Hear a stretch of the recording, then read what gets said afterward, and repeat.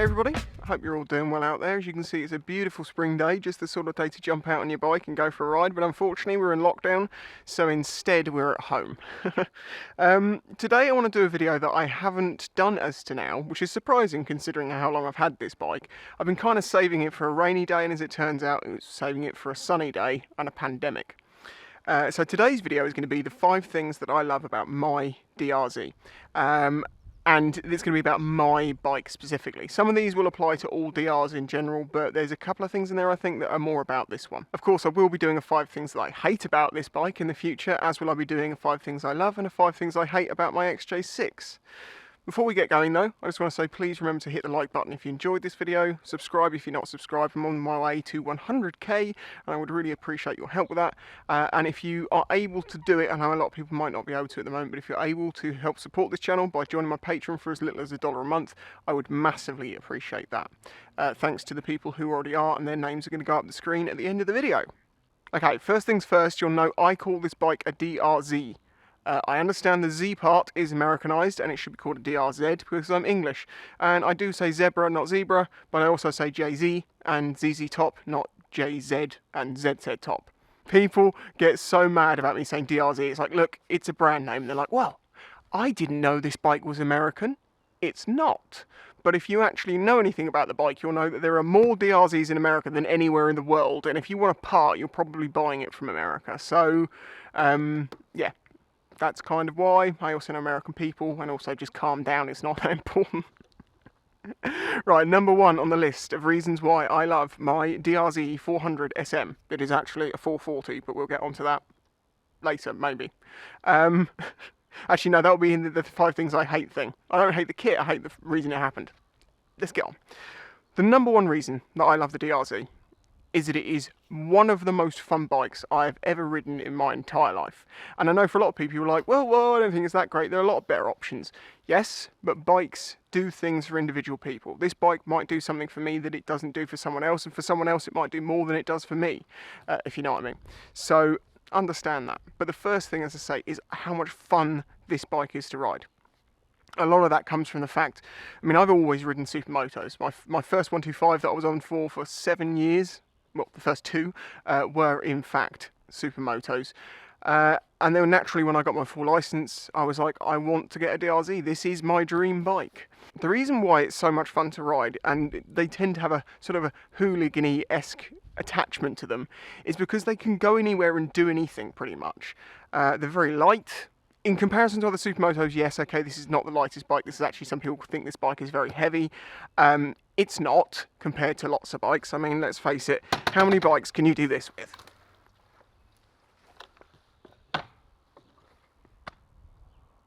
Without any effort. Okay, so it's not heavy. Loads and loads of torque. Maneuverable, agile, it can go on-road, it can go off-road. Of course, the DRZ 400, there's an S, there's an E, and there's an SM. The S and the E are off-road models with, 21-inch front rim, 19 rear, knobbly tyres, different suspension. The SM is the road variant that came out in 2005, I believe. And this is perfect for me because I actually ride this on the road 99% of the time. But I love the option to take this green laning. I love the option to be able to just go off-road or go over anything. If you're into doing wheelies on the public highway, it's a very short route to losing your license, but this bike is obviously well known for being a wheelie machine. It will easily power wheelie in first, it will lift the front easily in second, and although I am not known for doing wheelies everywhere for the reason just previously stated, there is times that getting the front wheel off the floor is actually really handy, and having that power, that grunt to lift the front up is great. Situations like, going over speed bumps, going over puddles. Just keeping the front wheel in the air means that you don't get splashed so much. There are also situations where, you go into a corner nice and tight and you throttle out of it and the bike will naturally stand up. It will lift the front wheel slightly, it will come back down, and it just feels great, and it's just part of the nice handling of this bike, where that comes from having that much low down grunt that it just picks itself up. So yeah, number 1 on the list is just literally how much fun this is to ride, and I've ridden a lot of different bikes. Lots and lots of different bikes, and none of them switch the switches for me quite the way that this does, but maybe that's because of some more personal connections, like the fact that this was my dream bike and I eventually managed to get my hands on one. Number 2 on my list of things that I love about my DRZ is the suspension. Obviously this is, as I say, a dirt bike with semi-off-road suspension, I'd say. It's semi-on-road, semi-off-road. It's got a lot more travel than you would get on most bikes, but it is firmer than you would have for off-road. This is certainly not the best off-road suspension, but it's a good mix of the two. Because of that, you know, when I go over speed bumps, you can blast over, pop over curbs and all sorts. You don't really notice it too much. Although normally in that situation, then when you're on the road and you're trying to go fast, you find your suspension's too soft. Not in this case, as I say, it sits in the middle ground of being just about right. Firm enough, but with enough travel. You can also make some basic adjustments to the suspension, you know, changing how firm, soft it is, using the adjusters on the top here, and the same for the rear. You can change rebound and spring, preload and all that sort of stuff, so you can get the bike set up for your needs. Number 3 on the list is the ease of being able to work on this bike. Obviously, dirt bikes are always designed to be relatively easy to work on. Everything's very open, you know, you don't have all the fairings, but you can take the seat, these panels off, and the tank, and most of the stuff that's getting in the way of the mechanicals in 10 minutes. It doesn't take long at all, and the same to put it all back on. There are things that aren't so easy to get to, like the carb in this bike is a little bit tricky to get to when it's the way it is. You can get it out, but there's also things you can do, like if you loosen the bolt that attaches the subframe and you kind of pull this down, and it gives you a bit more space. Of course, the engine is a 4-stroke, single-cylinder, overhead cam. It's very much like any 125 engine, it's just a bit bigger inside. 5 gears still. That's not necessarily the best thing, but we'll get into that in my hate video. But there's nothing overly complicated about anything really on this bike. So generally, most of the work you can just do yourself. You can even do things like valve adjustments without having to take the engine out. You can get the cover off. Admittedly, there's one thing in this bike which is very difficult to get to if you don't have the right tool, and that's the spark plug, because it's actually in the centre of the engine about 4 inches down, and the only way you can get to that with this special tool that Suzuki give you in the kit, that sort of kind of goes in, bends and then goes down, and it's got a rubber gasket to retain the spark plug. You can't put anything normal down there because the frame, the central spar of the frame goes over that hole, and you only get a couple of inches gap, so you really do need that tool. But otherwise, ease of working on it, fantastic. Number 4 on the list is the durability of the DRZ. It is built like a brick house that's really strong. Over-engineered. The engines are known to be bulletproof. Well, I don't know about bulletproof, but they're reasonably good as long as you look after them. It depends on what the life of the engine is like, and a bit of luck in there as well, I suppose. But it is an easy engine to work on, and they are known, I mean, stock these have around 35 40 brake horsepower depending on what model and stuff. It's difficult to actually get an agreed figure on these things, and I don't know exactly what the horsepower this is, as I say, because I've got a 440 kit, it's been jetted and stuff, so I don't know exactly what this bike is putting out, but I'm imagining around the 42 mark, something like that, brake horsepower. But there are examples of people who have tuned these engines up to something like 60 brake horsepower and they're still reliable.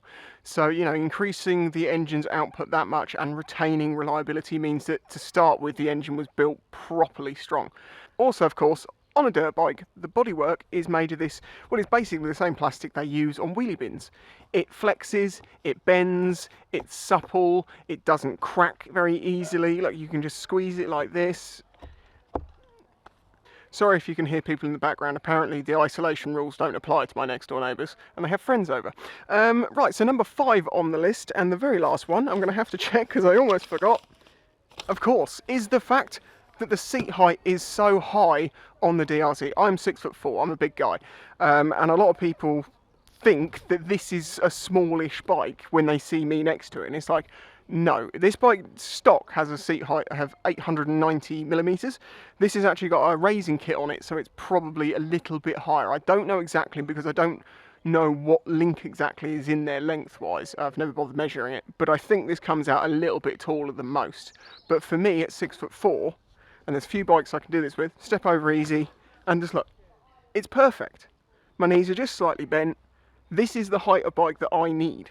Now, one of the ways that you know that this bike is tall is because my legs are like that, but the bike's incredibly thin. The point that I'm actually sitting on here is only, what, 8-9 inches wide? Now that's a benefit normally because it means you get your legs straight together down the side, and if you've got short legs you can actually fit on a taller bike. Whereas if it's a big wide bike you lose some of that. So to have it this thin and still be able to just have a just off straight leg shows the size of this bike and why it's so good for me. Of course, there's lots of other things that I love about this bike, like the sound that it makes and the fact that I've customised it with this cow print, the fact that people love this bike, it seems. If you'd like a beef keychain, because this bike has all the beef. If your bike doesn't have enough beef, check out the links in the description to the fabric key tags. I have the beef ones and the spicy 110 ones. But yeah, this pattern here, if you're wondering, because from that distance it probably looks pretty good if you're into having a bike that looks like a cow. It did have a tail, it did have horns. The horns went first, the tail went a little while ago and I have no idea where. This is just black vinyl that I chopped out into splodges, cost me £5 and stuck on. The reason I've done that is one of the things I'll get into in the 5 things that I hate about my Drz400sm. There you go, thank you for joining me, hit that like button and I'll catch you next time. Bye bye. If you enjoyed this video, please remember to hit the like button and subscribe to see future videos. This channel is made possible by the support of the audience. Please consider joining my Patreon to get early access to videos, questions answered in the monthly Q&A, your name on screen, and some exclusive content, all for as little as $1 a month. You can also check out the links in the description to my merch and other ways to directly support the channel. Thanks for watching.